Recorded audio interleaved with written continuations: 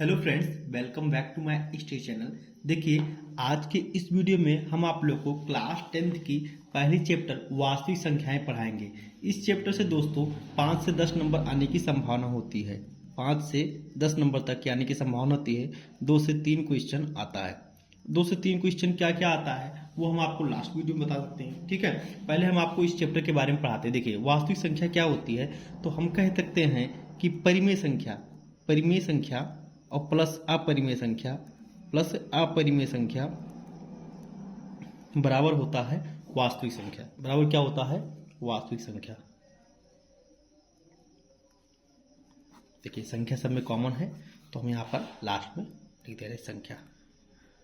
ठीक है, देखिए अब मैथ का नियम लगा के यहाँ पर भी गुणा के रूप में लिख दिया। ठीक है, मतलब परिमेय संख्या, परिमेय प्लस अपरिमेय बराबर वास्तविक संख्या। ठीक है, इस तरह से हम कह सकते हैं कि परिमेय तथा अपरिमेय संख्याओं का योग वास्तविक संख्या कहलाता है। तो अब हमको सीखना चाहिए कि परिमेय संख्या क्या होती है। देखिए, बहुत ही शानदार तरीके से हम आपको इस वीडियो में बताएंगे, टोटल बताएंगे, पूरा एक ही वीडियो में रहेगा। परिमेय संख्या मतलब वास्तविक संख्या पूरा समझाएंगे, जितने क्वेश्चन होंगे सब करा देंगे। देखिए, परिमेय संख्या दोस्तों इसे इंग्लिश में कहते हैं रेशनल नंबर। क्या कहते हैं? Rational number. ध्यान देंगे, मैंने पहले ही कहा 5 से 10 नंबर आएगा, 2 से 3 क्वेश्चन आएगा। 1 नंबर में भी एक क्वेश्चन आ सकता है, 2 नंबर में भी एक आ सकता है, एक बड़े नंबर में क्वेश्चन आएगा, 5 नंबर में या 7 नंबर में। ठीक है, तो इस तरह से भी आ सकता है क्वेश्चन दोस्तों। ठीक है, 3 नंबर में भी आ सकता है क्वेश्चन।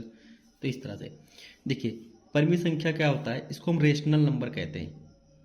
ठीक है, अब परिमेय संख्या को हम लोग कहते क्या है, डेफिनेशन क्या होती है, ध्यान देंगे। तो जिन संख्याओं को हम लोग ऐसे कह सकते हैं कि जिन संख्याओं को डेफिनेशन लिखना हो तो हम लिखेंगे कि जिन संख्याओं को P/Q के रूप में लिख सकते हैं, P/Q के रूप में लिख सकते हैं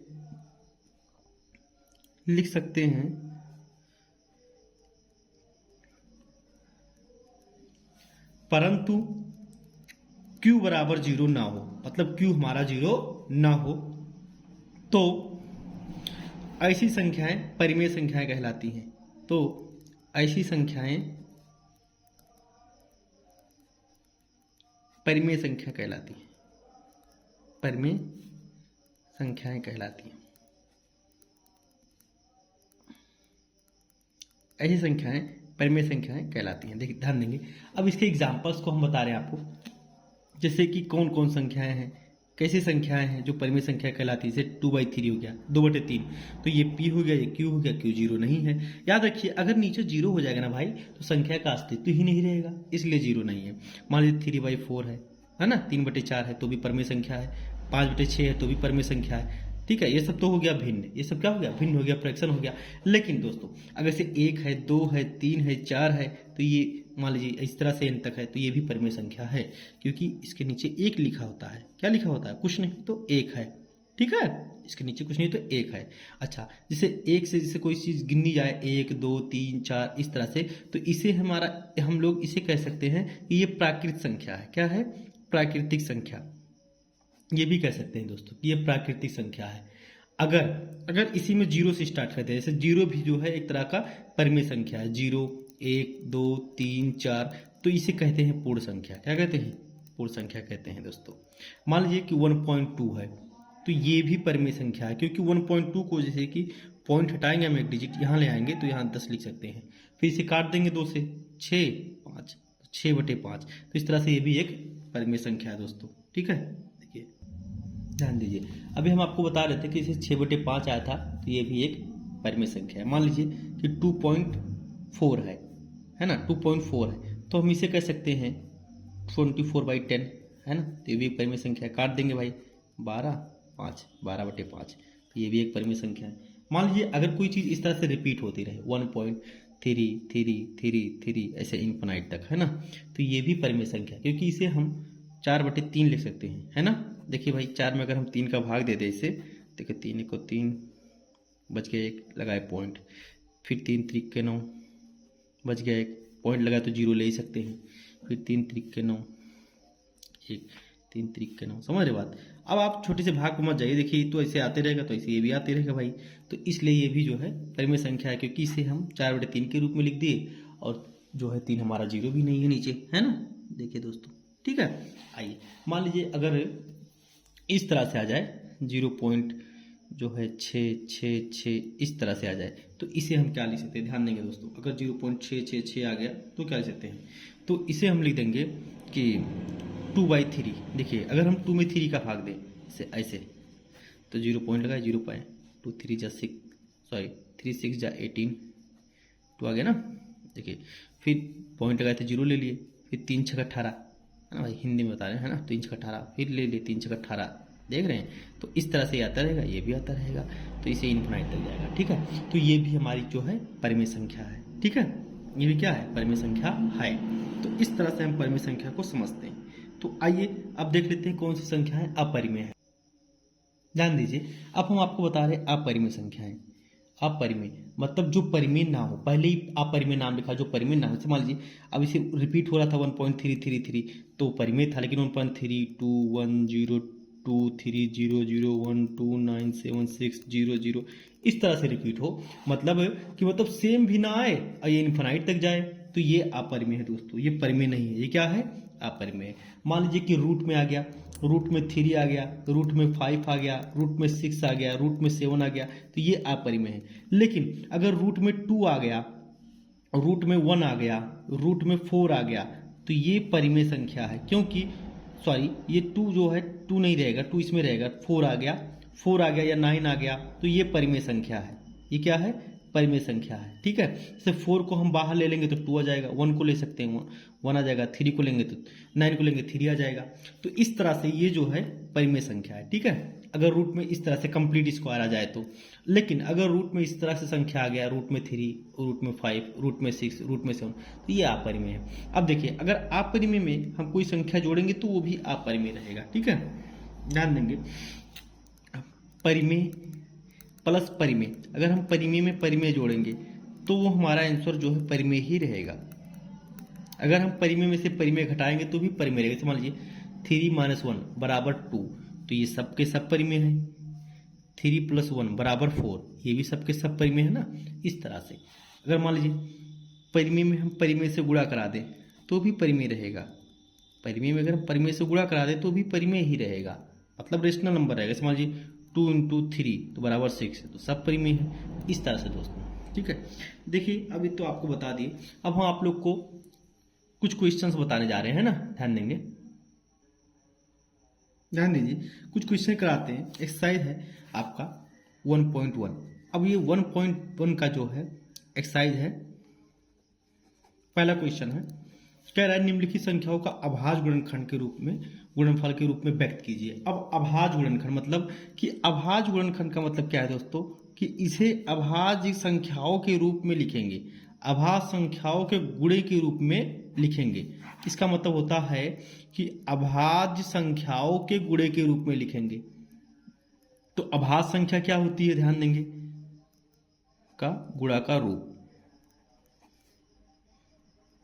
तो अभाज्य संख्या क्या होती है, देखिए 2 3 5 7 11 13 17 इस तरह से। मतलब जो संख्याएं या तो खुद से कटे, या तो एक से कटे, या तो स्वयं से कटे, या एक से कटे, तो वो संख्याएं कहलाती हैं अभाज्य संख्याएं। ठीक है, तो इसके रूप में व्यक्त करना है दोस्तों, तो हम उसे कहेंगे अभाज्य गुणनखंड। ठीक है, जैसे मान लीजिए पहला है हमारा क्या है 140, मतलब 140 है।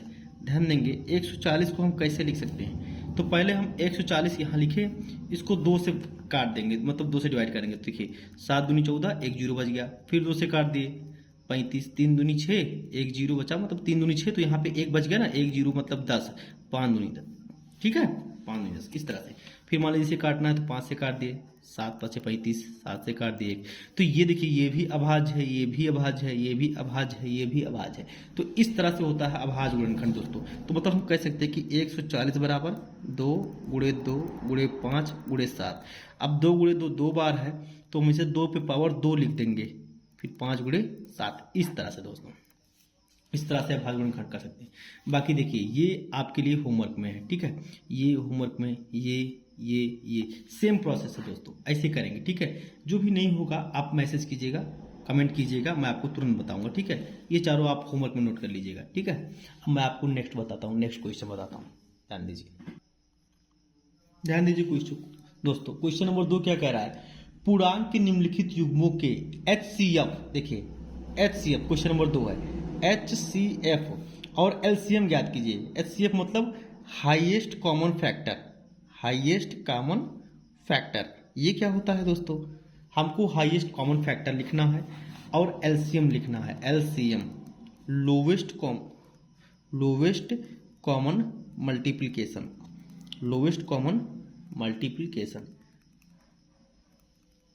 ध्यान दीजिए LCM HCF।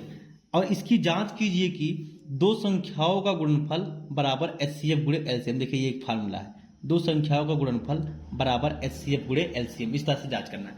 देखिए HCF और LCM दो चीजें, देखिए HCF क्या होता है, HCF संख्याओं को डिवाइड कर देता है, मतलब काटता है, काटने वाला होता है, काटने वाला सबसे बड़ा होता है, ठीक है, सबसे बड़ा होता है। और LCM क्या होता है, LCM जिन संख्याओं को निकालेंगे ना, जिन संख्याओं का LCM, तो ये संख्याओं से कटने वाला होता है, ये कट जाता है, ये संख्याओं से कटने वाला होता है, कट जाएगा, ये कटने वाला होता है, ये कटेगा, ठीक है। जैसे देखिए अब पहला क्वेश्चन है 26 और 91 है, मतलब हमको 26 और 91 का जो है LCM और HCF निकालना है। तो देखिए क्या करेंगे, सबसे पहले 26 को हम लोग प्राइम फैक्टर कर लेते हैं, है ना, तोड़ लेते हैं, गुणनखंड कर लेते हैं, अभाज्य गुणनखंड, 2 से काट दिए तो 13 दूनी 26, 13 से काट दिए 1 हो गया, ठीक है। इसको भी काट देंगे, 7 से काट दिए 13 से 91, 13 से काट दिए 1। अब हम क्या कर रहे हैं, देखिए ये दोनों किससे कटे हैं, देखिए हमने क्या कहा था, संख्याओं HCF मतलब संख्याओं को काटने वाला सबसे बड़ा था, संख्याओं को काटने वाला, देखिए यहाँ पे संख्याओं को काटने वाला, देखिए इन दोनों को काटने वाला कौन है, इन दोनों को काटने वाला कौन है, देखिए 13 से ये भी कट गया, 13 से ये भी कट गया, तो HCF हो गया 13, HCF क्या हो गया 13। LCM क्या है, जो संख्याओं से कटने वाला है, अभी तो हमने समझ पाया कौन सा कटेगा, लेकिन LCM मैं आपको निकाल के दिखाता हूँ। HCF समझ में आया, जो दोनों को काट रहा हो, मतलब इसमें भी है 13, इसमें भी 13 है, तो इसको भी 13 काट रहा है ना, और इसको भी 13 काट दे रहा है, देखिए ये 2 से कट गया, ये 2 से नहीं कटा, ये 7 से कट गया, ये 7 से नहीं कटा, तो ये HCF नहीं है। अब देखिए 13 से कट गया, ये भी 13 से कट गया, तो 13 HCF हो गया, समझ में आ गया। हाँ, अब देखिए LCM क्या होता है, LCM के लिए क्या करना है हमको कि सबसे पहले HCF को तो रखना ही रखना है, ठीक है, फिर जो बच रहे उन सबको रख दो, फिर जो बच रहे भाई उन सबको रख दो, तो इन सबको भी रख दिया। अब देखिए अब हम क्या करेंगे, गुणा करा लेंगे, ठीक है, क्या करा लेंगे, गुणा करा लेंगे, देखिए 13 दूनी 26, ठीक है, 13 दूनी 26 हो गया। अब फिर 26 का गुणा 7 से करा लेंगे, देखिए 26 का गुणा 7 से करा लिए, ठीक है, देखिए 7 6 42 हासिल 4, 7 दूनी 14 4 18, 182 मतलब 182।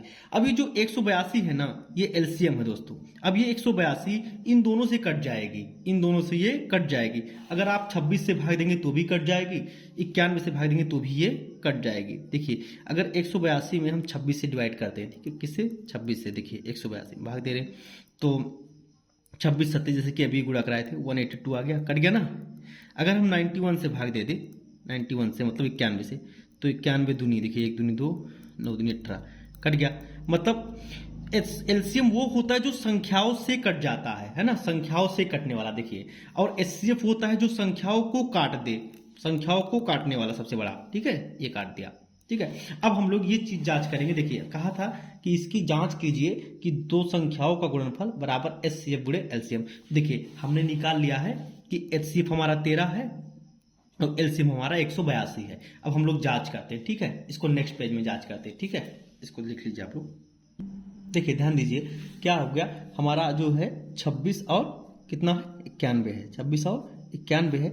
इसका HCF हम अभी भी निकाले हैं, वो आया है 13, और इसका LCM निकाले हैं, वे भी वो आया है 182 मतलब 182।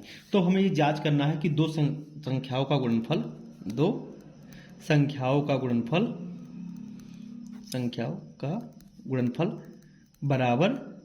बराबर HCF गुणे LCM। याद रखिएगा ये फार्मूला भी है, तो इस तरह से हम लोग निकाल सकते हैं, ठीक है। तो दो संख्या क्या क्या थी, 26 और 91, 26 और 91 थी, ठीक है। अब HCF आ गया है 13 और LCM है 182। अब हम गुणा करा देंगे। देखिए अब हम क्या करा देंगे गुणा, तो देखिए 26 से कम 26 का 6 हासिल 2, 26 9 कितना होता है 234 और 2 236, ये हो गया। फिर देखिए 13 दूनी 26 का 6 हासिल 2, फिर 13 अट्ठे 104 और 2 106 हासिल 10, 13 एकम 13 13 10 23, बराबर आ गया ना, बराबर आ गया ना।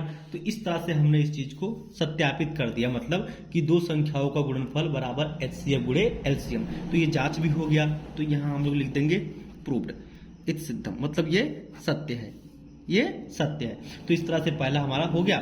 बाकी ये दोनों आप लोग होमवर्क में नोट कर लीजिएगा। अगर आपको जो है जैसे भी अगर प्रॉब्लम होगी कमेंट कीजिएगा, मैं बताऊंगा, उसके लिए आपको मैं अलग से सेपरेट वीडियो दे दूंगा। ठीक है दोस्तों। अब क्वेश्चन नंबर 3 है हमारा।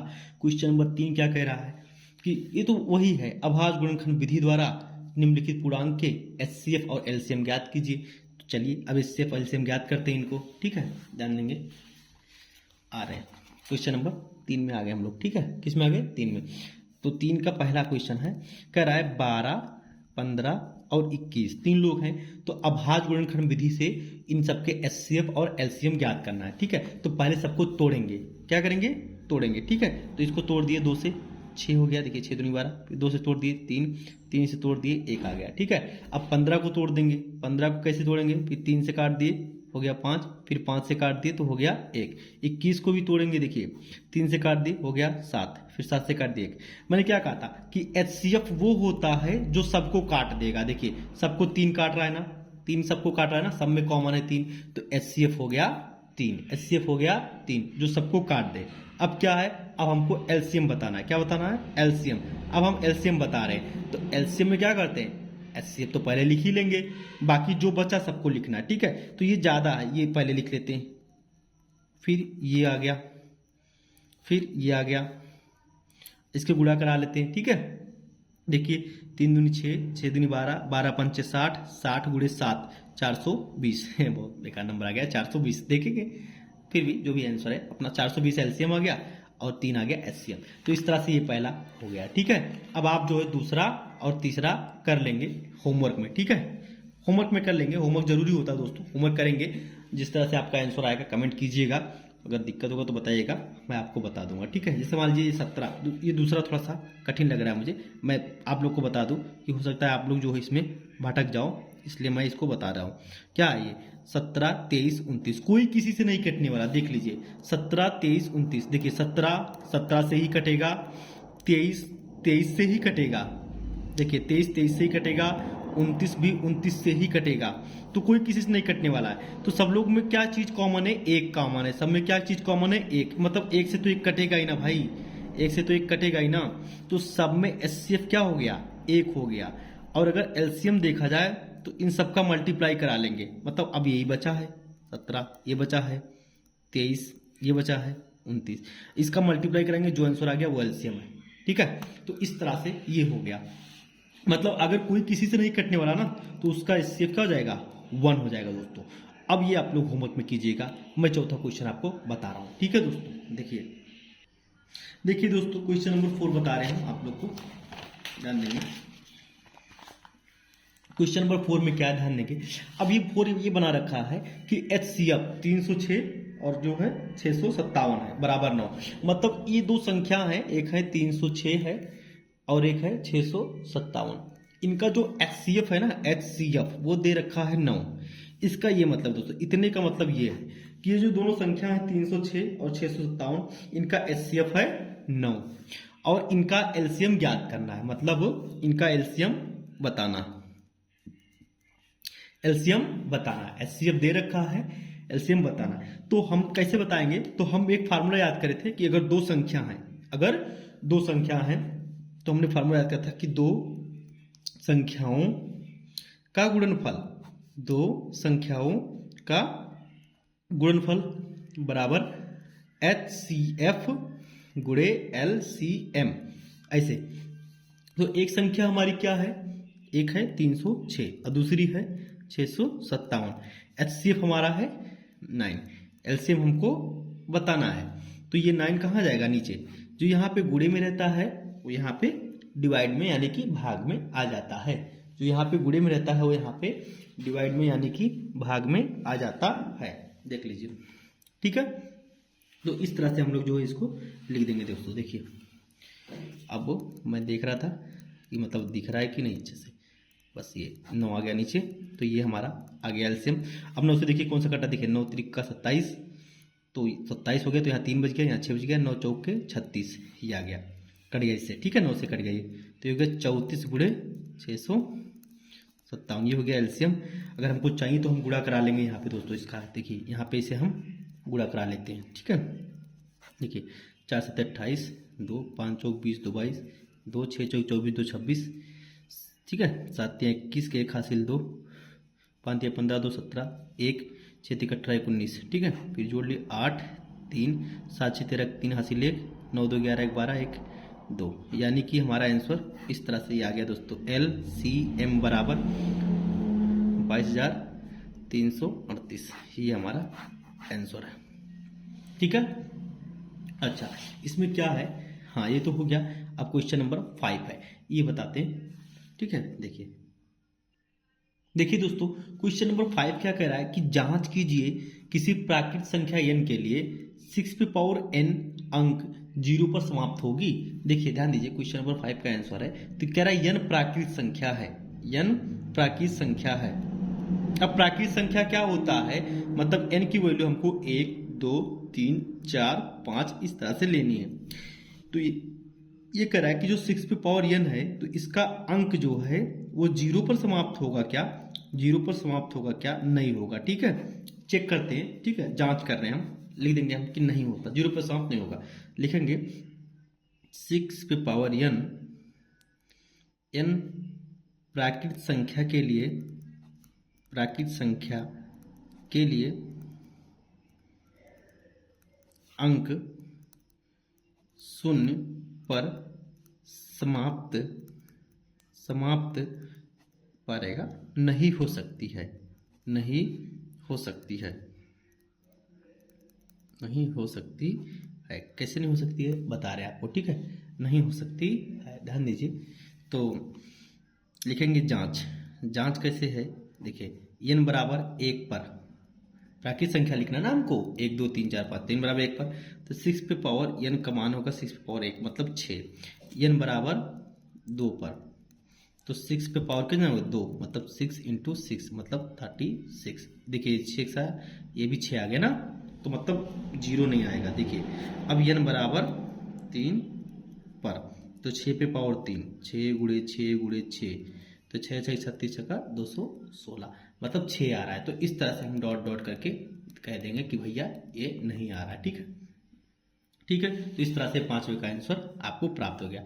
अब छठी जो क्वेश्चन है वो मैं आपको बता रहा हूँ, ध्यान दीजिए, ध्यान दीजिए। छठवा क्वेश्चन करा है, व्याख्या कीजिए 7 गुणे 11 गुणे 13 प्लस 13 और 7 गुणे 6 गुणे 5 गुणे 4 गुणे 3 गुणे 2 गुणे 1 गुणे 5 भाज्य संख्या क्यों है। देखिए ये कह रखा है छठवा कि 7 गुणे 11 गुणे 13 प्लस 13 ये भाज्य है, और उसके बाद ये कह रखा है कि 7 गुणे 6 गुणे 5 गुणे 4 गुणे 3 गुणे 2 गुणे 1 प्लस 5 ये भी भाज्य है। ये दोनों संख्याएं भाज्य क्यों है, ये कहा है। भाज्य मतलब जो किसी से कटे, जो किसी से कटे। तो क्या करेंगे कि ये जो संख्या है, ये संख्या जो है इसमें हम 13 दोनों में है, कॉमन ले रहे हैं, तो यहाँ बचेगा 7 गुणे 11 और ये 13 तो बाहर चला गया, तो यहाँ बचेगा 1, यहाँ बचेगा 1, ध्यान देंगे 13 बच गया, 7 गुणे 11 77 मतलब 77, ये हो गया, और एक ये हो गया, मतलब 13 गुणे ये हो गया 78 ना, 78 मतलब। अब इसमें क्या है, देखिए 5 यहाँ पर है, 5 यहाँ पर, ये बीच में प्लस है ना, अब ये बीच में प्लस है, तो मतलब हम इस 5 को और इस 5 को बाहर ले सकते हैं, तो 5 आ गया, तो यहाँ बचा 7 गुणे 6 गुणे 4 गुणे 3 गुणे 2 गुणे 1, और प्लस करके यहाँ पर क्या बचा, 1 बचेगा, क्या बच गया, 1 बच गया, ठीक है। अब देखिए, अब यहाँ पे 5 तो बाहर है ही है, फिर देखिए 2 3 6, 1 से गुणा कराएंगे तो वही रहेगा, 2 3 6 और 6 चौके 24 और 7 6 42 गुणे 24 और प्लस 1 आ गया, ठीक है। अब देखिए इस तरह से हम लोग मतलब बड़ा होता है ना, तो हम लोग यहाँ से थोड़ा गुणा करा लिए, थोड़ा सा यहाँ करा लिए। अब इसको शॉर्टकट थोड़ा सा कर लेंगे गुणा, मतलब अलग से, ठीक है। देखिए ऐसे कर लेंगे, मतलब 42 गुणे 24, ठीक है। देखिए 4 दूनी 8, 4 चौके 16, 2 दूनी 4, 4 दूनी 8, जोड़ लेंगे। 8 6 4 10 16 से 1, 8 1 9 1 10, तो ये हो गया 108। तो मतलब 5 गुणे 100 मतलब 1008 है ना, हाँ। फिर 1, तो मतलब 5 गुणे 1009।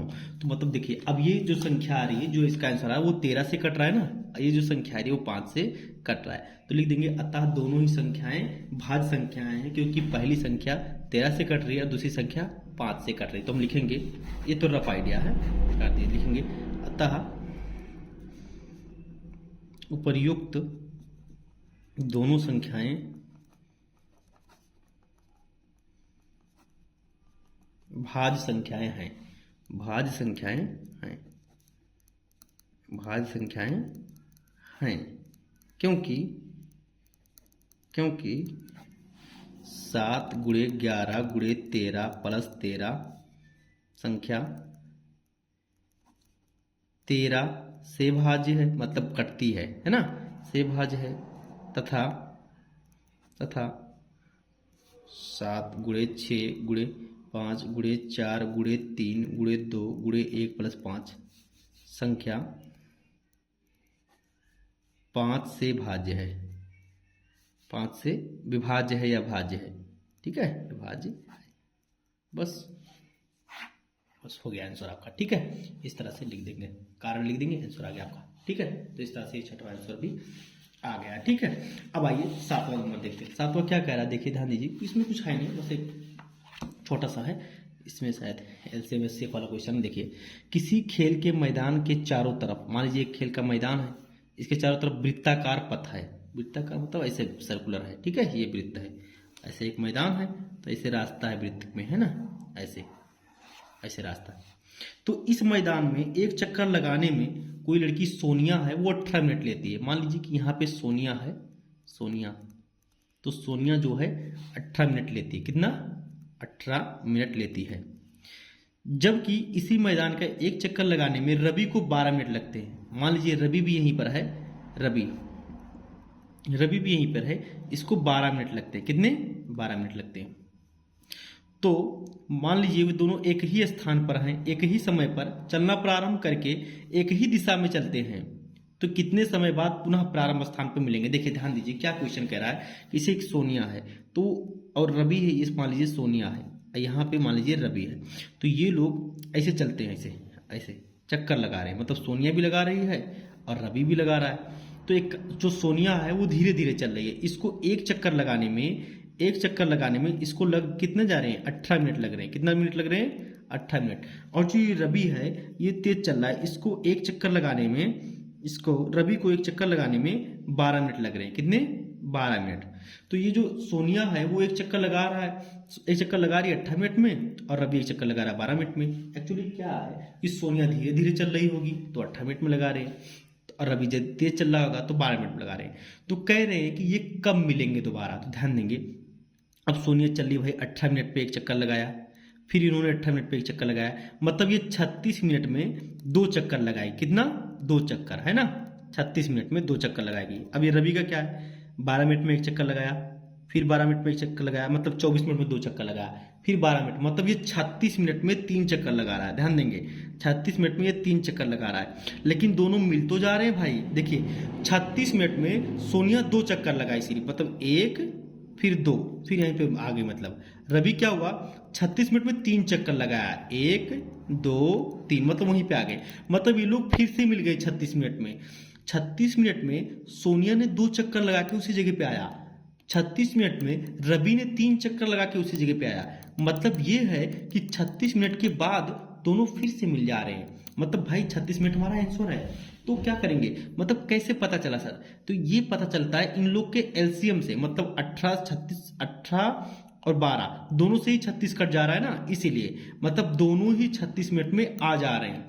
तो इन दोनों का एलसीएम आंसर होगा, मतलब 18 और 12 का एलसीएम निकालेंगे हम लोग, मतलब एलसीएम हम लोग तोड़ के भी निकाल सकते हैं, कैसे भी कर सकते हैं, मतलब ऐसे मान लीजिए तोड़ दिए इसको 9 से, फिर इसको 3 से काट दिए, फिर 3 से, फिर इसको 2 से काट दिए 6, 2 से काट दिए 3, 3 से काट दिए, ठीक है।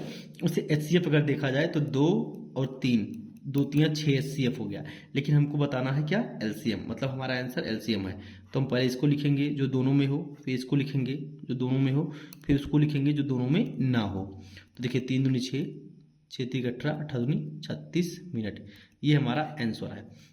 समझ में आ गया ना कि 36 मिनट में दोनों फिर से मिल जाएंगे, यानी कि सोनिया 2 चक्कर लगाएगी और रवि 3 चक्कर लगाएगा, लेकिन 36 मिनट में दोनों मिल जाएंगे। तो हम लिख देंगे अतः 36 मिनट में दोनों उसी स्थान पे पुनः मिल जाएंगे। कितने, 36 मिनट के बाद लिख देंगे कि अतः 36 मिनट के बाद क्या लिखेंगे, अतः 36 मिनट के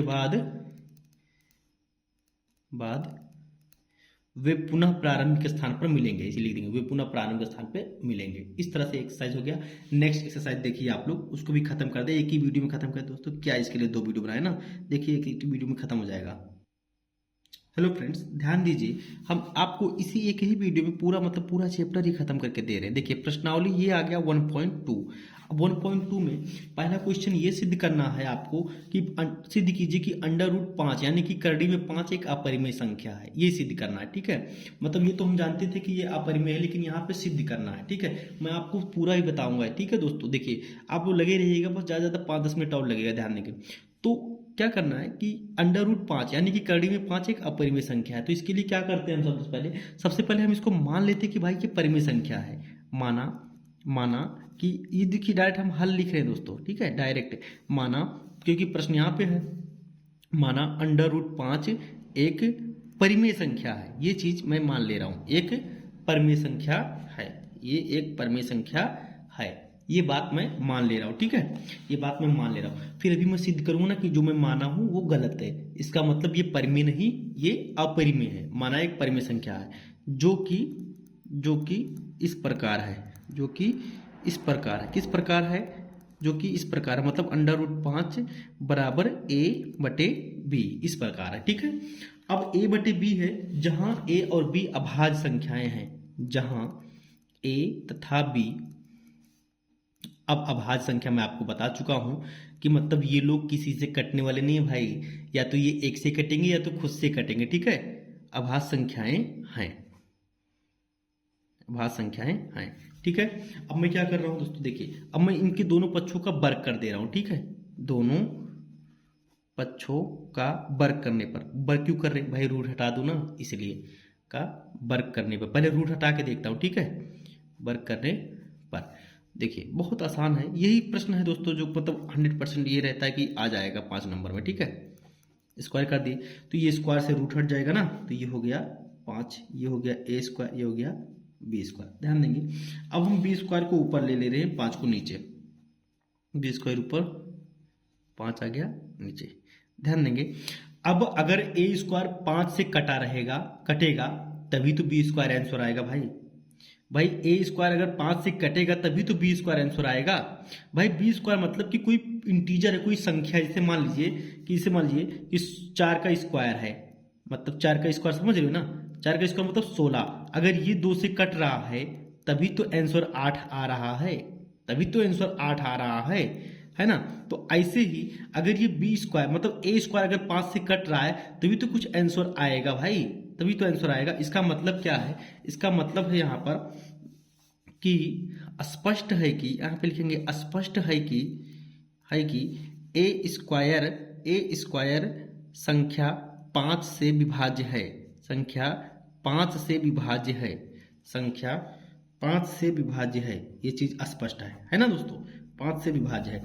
अब देखिए अगर देखिए जैसे 4 का स्क्वायर अगर 2 से कट रहा है, ध्यान देंगे मोटी मिसाल दे रहा हूं, 4 का स्क्वायर अगर 2 से कट रहा है, मतलब 4 का स्क्वायर बोलते तो 16 2 से कट रहा है, तो 4 भी तो 2 से कट रहा है भाई, 4 भी तो 2 से कट रहा है।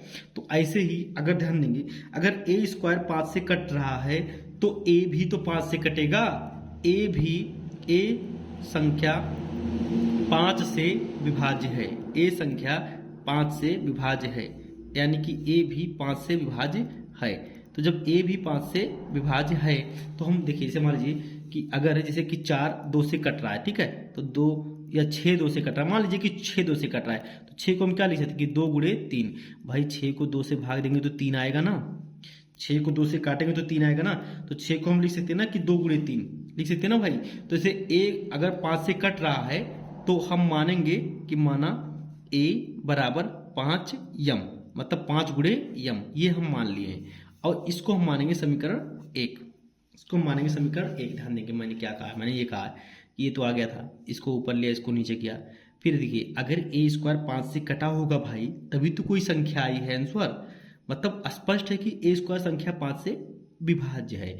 अब अगर a स्क्वायर 5 से विभाज्य है तो a भी 5 से विभाज्य होगा, a भी संख्या 5 से विभाज्य होगा। और जब a 5 से विभाज्य है तो a बराबर हम 5 गुणे यम लिख सकते हैं ना भाई, क्योंकि 5 अभी नीचे आएगा तो a बटे 5 बराबर यम आ गया, मतलब a जो है 5 से विभाज्य है, ये मैं कहना चाह रहा हूं दोस्तों। ठीक है, अब देखिए अब a भी 5 से विभाज्य है तो हम क्या करेंगे, अब हम a को हम 5 यम मान लिए हैं, अब इसे हम समीकरण 1 में रखेंगे। अब इसे कहाँ रखेंगे, समीकरण 1 में। तो लिखेंगे a का मान समीकरण 1 में रखने पर है ना, रख रहे हैं दोस्तों, समीकरण 1 में रखने पर। अब रखते हैं a बराबर 5 यम। ठीक है, देखिए b स्क्वायर बराबर a स्क्वायर बटे 5 है ना, तो वहां पर हम a बराबर 5 यम रख रहे हैं। ठीक है, देखिए ध्यान दीजिए, तो क्या आ रहा है हमारा, b स्क्वायर बराबर आ गया, इसे a स्क्वायर बटे 5 था तो हम a की जगह पे रख दे रहे हैं 5 यम। क्या रख दिए, 5 यम। ठीक है, अब ये देखिए 5 का स्क्वायर क्या हो गया, 25 यम स्क्वायर हो गया। अब देखिए 5, ये 5 से कट गया 5, तो b स्क्वायर बराबर 5 गुणे एम स्क्वायर, तो ये 5 आ गया नीचे, तो हो गया b स्क्वायर बटे 5 बराबर एम स्क्वायर। अभी तो पुराना वाला हो गया ना भाई, देखिए अगर b स्क्वायर 5 से कटा होगा तभी तो एम स्क्वायर आंसर आया भाई, अगर b स्क्वायर 5 से कटा होगा तभी तो एम स्क्वायर आंसर आया। तो आप क्या लिखेंगे, स्पष्ट है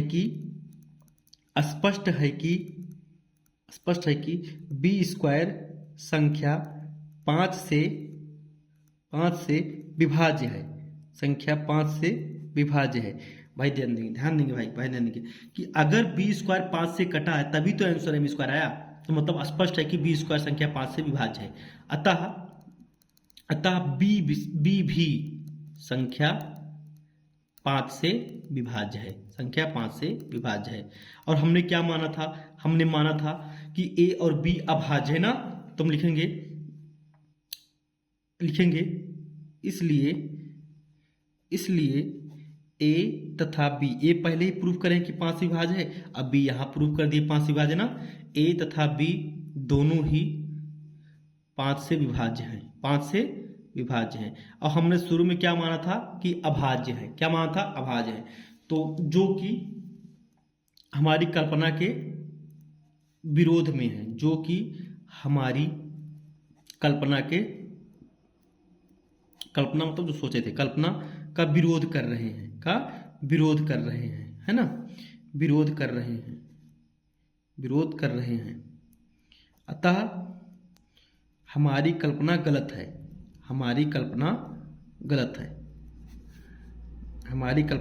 गलत है, अर्थात करड़ी में 5 एक परिमेय नहीं बल्कि अपरिमेय संख्या है।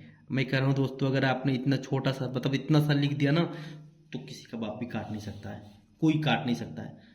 अतः √5 एक परिमेय नहीं बल्कि अपरिमेय संख्या है, मतलब पूरा का पूरा नंबर आपको मिलेगा, बस यही आपको लिखना है। ठीक है, प्रूफ्ड, ये प्रूफ हो गया। ठीक, नेक्स्ट क्वेश्चन देखिए दोस्तों। ठीक है, इस तरह से आपको होमवर्क में मैं दे रहा हूँ √2 √3 ये दोनों भी परिमेय संख्या सिद्ध करके जो है भेज देंगे मेरे व्हाट्सएप पे, मैं देख लूंगा। ठीक है, आप लोग को इसमें मतलब जो है व्हाट्सएप नंबर दिया है चैनल में, वहाँ पे देख लेंगे आप लोग। ठीक है, वहाँ पे भेजेंगे, मैं इसको चेक करूँगा। ठीक है, फिर मैं आपको रिप्लाई दूंगा। नेक्स्ट क्वेश्चन देखिए, ध्यान देंगे। क्वेश्चन नंबर 2 है कि सिद्ध करना है हमको कि 3 + 2 √5 एक परिमेय संख्या है। चलिए इसको सिद्ध करते हैं कि 3 + 2 √5 एक परिमेय संख्या, एक अपरिमेय संख्या है। ठीक है, ये भी अपरिमेय, क्योंकि √5 है ना, तो अगर एक अपरिमेय है तो ये सब अपरिमेय हो जाएंगे। तो इसको सिद्ध करना है, दूसरे को देखते हैं। ठीक है, तो इसमें थोड़ा सा आसान होता है ये सब। पहला क्वेश्चन हो गया तो उसका मैंने होमवर्क भी दे दिया कि आपको जो है √2 और √3 के बारे में प्रूफ करके व्हाट्सएप करना है। देखिए क्वेश्चन नंबर 2 क्या है कि 3 + 2√5 एक अपरिमेय संख्या ये सिद्ध करना है। तो हम इसको भी मान ले रहे हैं, माना कि 3 + 2√5 एक परिमेय संख्या है। ये मैं मान रहा हूं, ये मेरी कल्पना है कि ये एक परिमेय संख्या है। तो अभी मैं ये सिद्ध करूंगा कि मेरी कल्पना ही गलत है, तो अर्थात ये परिमेय नहीं अपरिमेय है। ठीक है, परिमेय संख्या है जो कि निम्न प्रकार है, निम्नवत है, मतलब नीचे की तरह जो नीचे है। कैसे है देखिए, 3 + 2√5 बराबर a/b, जहां a और b क्या है, अभाज्य संख्याएं हैं। जहां a तथा b अभाज्य संख्याएं हैं, अभाज्य संख्याएं हैं, a तथा b अभाज्य संख्याएं हैं। ध्यान देंगे तो ये +3 हो जाएगा, क्या हो जाएगा, -3 हो जाएगा। क्या हो जाएगा, -3 हो गया। ये +3 था ना, उधर के क्या हो गया, -3 हो गया, तो इसका गुणा हो जाएगा इधर। ध्यान देंगे तो a -3b हो गया अपॉन b, ये 2 आ जाएगा नीचे। 2 कहाँ आ जाएगा, नीचे। तो √5 बराबर a -3b अपॉन 2b। ठीक है, अपॉन 2b। ध्यान देंगे अब हम जानते हैं कि पहले से कि ये अपरिमेय है और ये परिमेय है, तो कभी भी एक अपरिमेय एक परिमेय के बराबर नहीं हो सकता, इसलिए मेरी कल्पना गलत है।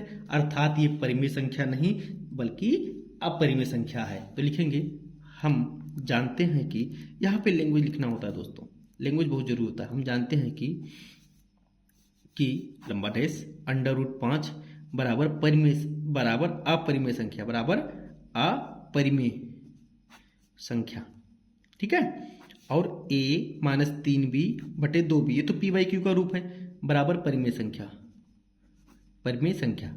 है। तथा कभी भी एक परिमेय संख्या एक अपरिमेय के बराबर नहीं हो सकती, अपरिमेय संख्या के। ठीक है, अपरिमेय संख्या के बराबर नहीं हो सकती। ठीक है, अतः इस विरोधाभास से स्पष्ट है कि अतः इस विरोध से स्पष्ट है कि मेरी कल्पना गलत है।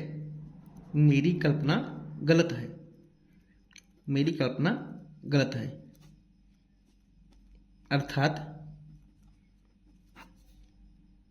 3 + 2√5 एक अपरिमेय संख्या है, ऐसे भी लिख सकते हैं, एक अपरिमेय संख्या है। बस इस तरह से सिद्ध हो गया। एक ही पेज में हो गया दोस्तों, पूरा नंबर मिलेगा, कोई दिक्कत नहीं, आपको पूरा नंबर मिलेगा। ठीक है, इस तरह से सिद्ध हो गया, इस तरह से इसको कर दिया गया। अब ध्यान देंगे, ये तो और ही आसान है। ठीक है, ये तो और ही आसान है। देखिए इसी की तरह ये भी है, इसको होमवर्क में डाल देंगे आप लोग। ये दोनों में से एक मैं बता दे रहा हूँ, इसको मैं बता दे रहा हूँ। ठीक है, इसको मैं बता दे रहा हूँ आपको। ठीक, ध्यान देंगे, आंसर नंबर 3 में बता दे रहा हूँ, 3 का पहला। ठीक है, 3 का पहला, करा सिद्ध कीजिए कि ये अपरिमेय संख्या है। ठीक है, निम्नलिखित अपरिमेय संख्या है। तो फिर से माना 1/√2 एक परिमेय संख्या है। क्या है, परिमेय संख्या माना है। ठीक है, अगर इसको परिमेय माना है जो कि निम्नवत है, मतलब निम्नलिखित प्रकार है, निम्नवत है, तो मतलब 1/√2 बराबर a/b, जहां a तथा b अभाज्य संख्याएं हैं। अभाज्य मतलब किसी से कटने वाली नहीं है, अभाज्य संख्याएं हैं जो किसी से कटने वाली नहीं है। मतलब अब हम क्या करेंगे भाई, अब हम इस √2 को ऊपर लाएंगे, इसको इधर, इसको नीचे, मतलब b ऊपर आ गया, a आ गया इधर, ये हो गया √2। फिर से वही चीज, ये हम जानते हैं कि ये अपरिमेय भैया है ना, ये अपरिमेय है, ये परिमेय है, तो बराबर हो नहीं सकते। तो लिखेंगे, वैसे लिखेंगे, हम जानते हैं कि फिर लंबा डैश √2 बराबर परिमेय संख्या, बराबर क्या है, परिमेय संख्या है। और b/a बराबर क्या है, सॉरी √2 एक अपरिमेय है ना, हाँ इसको अपरिमेय, अब b/a क्या है, परिमेय संख्या है। क्या है, ये परिमेय संख्या है। इस तरह से उसको अपरिमेय है। ठीक है, ये परिमेय संख्या है। और तथा कभी भी परिमेय संख्या बराबर नहीं हो सकती अपरिमेय संख्या के। परिमेय संख्या लिख दे रहा हूं, परिमेय संख्या बराबर नहीं हो सकती अपरिमेय संख्या के। अतः इस विरोध से स्पष्ट है कि मेरी कल्पना गलत है, मेरी कल्पना गलत है, अर्थात 1/√2 एक परिमेय नहीं बल्कि अपरिमेय संख्या है। इस तरह से दोस्तों ये भी सिद्ध हो गया, आपको 5 नंबर इस पे मिल जाएगा। ठीक है, तो ये इस तरह से इसको सिद्ध कर दिया, ये आपको करना है। ठीक है, नहीं होगा आप कमेंट कीजिएगा, व्हाट्सअप नंबर भी मैंने दे रखा है चैनल में, मैं आपको बताऊंगा जरूर। इस तरह से ये चैप्टर ही हमारा खत्म हो गया। अब आप लोग अगर इस चैप्टर को अच्छे से समझेंगे, शेयर करेंगे, लाइक करेंगे, चैनल को सब्सक्राइब करेंगे, प्रोड्यूस होगा अच्छे से, तो मैं आपको जल्द ही इस दूसरे चैप्टर का भी एक शॉर्ट वीडियो, मतलब एक ही लेक्चर में पूरा चैप्टर बहुपद में आपको पढ़ा के दूंगा दोस्तों। ठीक है, तो इस तरह से ध्यान दीजिएगा। देखिए कितना मेहनत लग रहा है ना एक वीडियो बनाने में, ध्यान दीजिएगा। अगर आपको अच्छी लगी होगी तो शेयर जरूर कीजिएगा अपने दोस्तों के साथ, ताकि हमारा भी कुछ फायदा हो जाए, है ना दोस्तों। देखिए दुनिया में सब लोग अपने फायदे के लिए लगे रहते हैं, इसलिए हम लोग भी थोड़ा बहुत लगे रहते हैं। इसमें तो आपका कुछ पैसा तो लगना नहीं है, आपको सिर्फ लाइक शेयर करना है, सब्सक्राइब कर देना है, दोस्तों के साथ शेयर करना है। ठीक है, पढ़ाई की बात है ना। धन्यवाद दोस्तों, धन्यवाद।